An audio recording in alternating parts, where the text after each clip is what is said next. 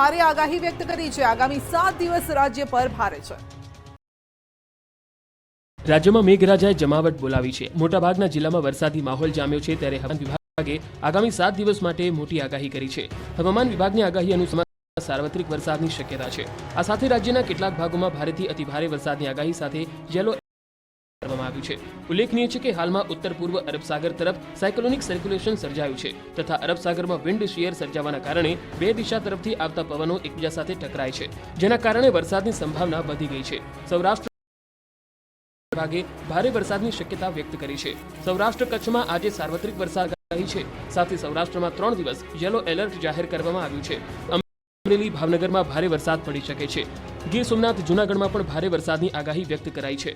હાલમાં મધ્ય ગુજરાતના ભાગો એટલે કે અમદાવાદ, ગાંધીનગર આસપાસના જિલ્લાઓમાં વરસાદી માહોલ જામ્યો છે। વહેલી સમગ્ર ગુજરાત રાજ્યના મોટાભાગના વિસ્તારોમાં વરસાદ વરસવાની સાથે કાળા ડિબાંગ વાદળો બંધાયા। અમદાવાદ શહેરમાં સવારથી જ વરસાદી માહોલ જામ્યો। આ સાથે જ વાતાવરણમાં વરસાદને કારણે ઠંડક ફેલાઈ ગઈ। આજે પણ મધ્યમ વરસાદની શક્યતા છે। દક્ષિણ ગુજરાતના ભાગોમાં દરિયાકાંઠામાં ઝડપી પવન ફૂંકાવાના કારણે માછીમારોને દરિયો ન ખેડવાની સૂચના આપવામાં આવી। આ સ્થળો પર 35 થી 45 કિલોમીટર પ્રતિ કલાકની ઝડપે પવન ફૂંકાઈ શકે છે। સૌરાષ્ટ્રના તમામ ડેમ થઈ જશે ઓવરફ્લો। આગાહીકાર રમણીક વામજાએ કરી મોટી આગાહી। સૌરાષ્ટ્રવાસીઓ સાવધાન થઈ જજો। જુલાઈ મહિનામાં પડી શકે છે સાંબેલાધાર વરસાદ। સૌરાષ્ટ્રના મોટા ભાગના ડેમો થઈ શકે ઓવરફ્લો। આમે નહીં પરંતુ આગાહીકાર રમણીક વામજાએ મોટી આગાહી કરી છે। આગામી દિવસોમાં વરસાદ ભૂકા કાઢશે। જુલાઈમાં 2 થી 10 ઇંચ વરસાદ ખાબકશે। મોટા ભાગના ડેમ ઓવરફ્લો થશે। ચંદ્ર ફરતે કુંડાળું જોવા મળતા સારા વરસાદના સંકેત હોવાનું આગાહીકાર જણાવે છે। આ ઉપરાંત ગરમી અને પવનનું જોર પણ વધવાની વાત કરી છે। તો સાતમ આઠમમાં પણ શ્રીકાર વરસાદની આગાહી। પણ તો ચંદ્રમામાં કુંડાળ હોય એટલે વરસાદ 2 થી 10 ઇંચ વરસાદ થાય અને 100% વરસાદ થાય। નવાઈની વાત એ છે કે આ વર્ષે નવરાત્રીમાં વરસાદ પડવાની તેમજ 55 થી 60 ઇંચ વરસાદ થવાની વાત કરી છે। તો ભાદર સહિત સૌરાષ્ટ્રના ડેમ તેમજ નર્મદા ડેમ પણ ઓવરફ્લો થવાની આગાહી કરાઈ છે। મહત્વનું છે કે છેલ્લા 33 વર્ષથી ભરડી વાક્ય, આકાશી કશ તેમજ વનસ્પતિની હિલચાલને ધ્યાને લઈ રમણીક વામજા વરસાદની આગાહી કરે છે। તેઓએ કહ્યું કે ચંદ્ર ફરતે કુંડાળું થાય તો 2 દિવસમાં અતિ ભારે વરસાદ થાય છે। ગત વર્ષે પણ આ કુંડાળું જોવા મળ્યું હતું। વલસાડના તિથલ દરિયા કિનારે ઉછળી રહ્યા છે તોતિંગ ઊંચા મોજા। પ્રવાસીઓને દરિયા કિનારે જવાની મનાઈ ફરમાવી। દરિયા કિનારે ફરવાના શોખીન માટે એક ચેતવણી છે। વરસાદની સિઝનમાં દરિયા કિનારે જતા પહેલા 100 વાર વિચારજો, કારણ કે દરિયામાં જોવા મળ્યો છે કરંટ। જી હા, વલસાડના જાણીતા તિથલ બીચ પર પ્રવાસીઓ માટે મનાઈ ફરમાવવામાં આવી છે। વલસાડ જિલ્લામાં વરસાદી માહોલ છવાયેલો છે। આથી ચોમાસા દરમિયાન દરિયો તોફાની રહે છે। માછીમારોને પણ દરિયો ન ખેડવાની સૂચના આપવામાં આવી છે। લોકોને પણ દરિયા કિનારાથી દૂર રહેવા સૂચના આપી દેવાઈ છે। ચોમાસામાં વરસાદી માહોલમાં દરિયો તોફાની રહેતો હોવાથી સલામતીના ભાગરૂપે પર્યટકોને દરિયા કિનારા પર જવાની રોક લગાવી દેવામાં આવી છે। સામાન્ય દિવસોની સરખામણીમાં દરિયામાં ઊંચા મોજા ઉછળી રહ્યા છે। બીચ પર દોરડા બાંધી આળસ ઊભી કરી લોકોને દરિયા કિનારાથી દૂર રાખવાનો પ્રયાસ કરવામાં આવે છે। પ્રવાસીઓને દરિયા કિનારાથી દૂર રાખવા તિથલ બીચ પર પોલીસ બંદોબસ્ત ગોઠવી દેવામાં આવ્યો છે।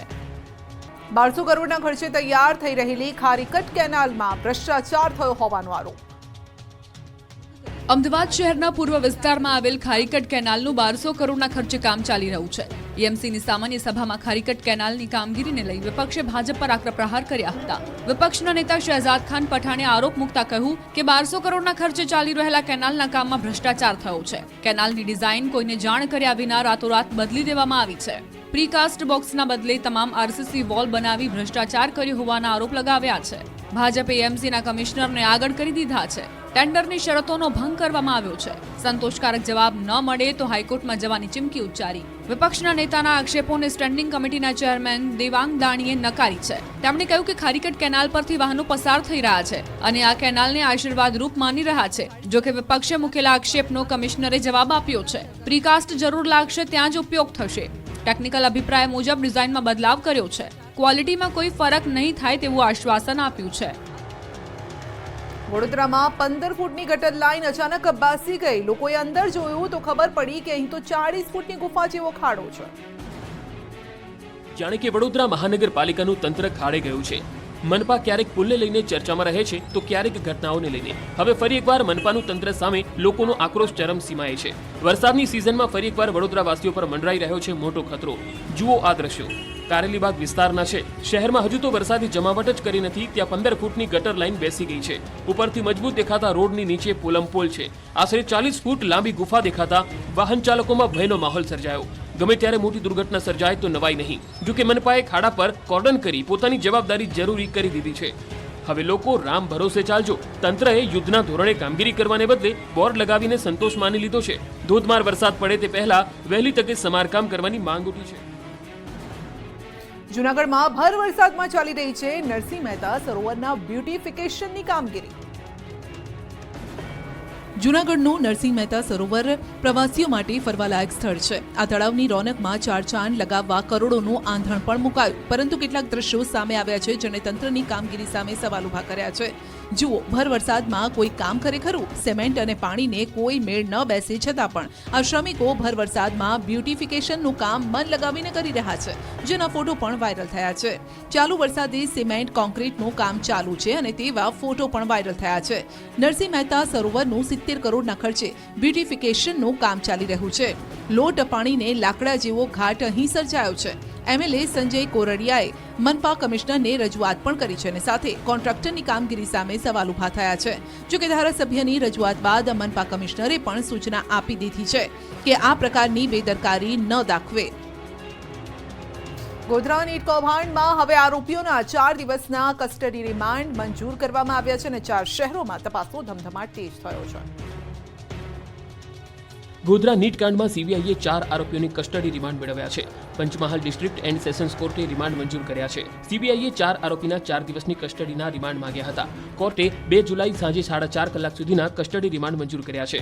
આરોપી તુષાર ભટ્ટ, વિભોર આનંદની પણ સઘન પૂછપરછ કરાશે, તો આરિફ વોરા અને પુરુષોત્તમ શર્માના પણ કસ્ટડી રિમાન્ડ મંજૂર કરવામાં આવ્યા છે. આરોપીઓના સીબીઆઈ કસ્ટડીમાં આવ્યા બાદ મોટા ખુલાસા થવાની શક્યતા છે. તો સીબીઆઈની બીજી ટીમ રાજ્યના પરીક્ષાર્થીઓની પૂછપરછ કરીને નિવેદનો લીધા હતા. સીબીઆઈએ પરીક્ષાર્થીઓ અને વાલીઓની પૂછપરછમાં તુષાર ભટ્ટ, પરશુરામ રોય અને આરિફ વોરા સાથે કનેક્શન સહિતના પાસ કરાવવા માટે નાણાં આપ્યા છે કે કેમ તેની પૂછપરછ કરી હતી. સીબીઆઈએ ગુરુવારની મોડી રાત સુધી જય જલારામ સ્કૂલના સંચાલક દીક્ષિત પટેલની પૂછપરછ કરીને નિવેદનો લીધા. સીબીઆઈની તપાસમાં પરપ્રાંતીય પરીક્ષાર્થીઓના સરનામા પંચમહાલ અને વડોદરા બતાવ્યા હતા તથા રાજ્ય બહારના પરીક્ષાર્થીઓએ ગોધરા સેન્ટરની પસંદગી કરીને ગુજરાતી ભાષા સિલેક્ટ કરી હતી, જેની તપાસ કરવા ગોધરા કોર્ટમાં સીબીઆઈએ આરિફ વોરા, તુષાર ભટ્ટ, આનંદ વિભોર તથા પરસોત્તમ શર્માની કસ્ટડી લઈને પૂછપરછ કરશે. આ માત્ર ગોધરાની વાત નથી, દેશના 24 લાખ વિદ્યાર્થીઓના ભવિષ્યની વાત છે. સાથે જ OMR શીટ સાથે ચેડા કરવામાં અન્ય કોઈ આરોપી સંડોવાયેલ છે કે કેમ તેની પણ તપાસ કરાશે. સાબરકાંઠામાં વધી ગઈ છે દીપડાની દહેશત. ચિતરિયા ગામમાં દીપડાના આંટા ફેરાએ લોકોની ચિંતા વધારી. સાબરકાંઠાના વિજયનગરમાં ફરી ફફડાટ જોવા મળ્યો. ચિતરિયા ગામના લોકોમાં ડર વધ્યો છે કારણ કે ડુંગરાળ વિસ્તારમાં ફરી દેખા દીધી છે ખૂંખાર દીપડાએ. ચિતરિયા ગામ પાસે દીપડો દેખાતા સ્થાનિકોમાં ફફડાટ વ્યાપી ગયો. છેલ્લા કેટલાક સમયથી વારંવાર દીપડાના વધતા આંટાફેરાથી લોકો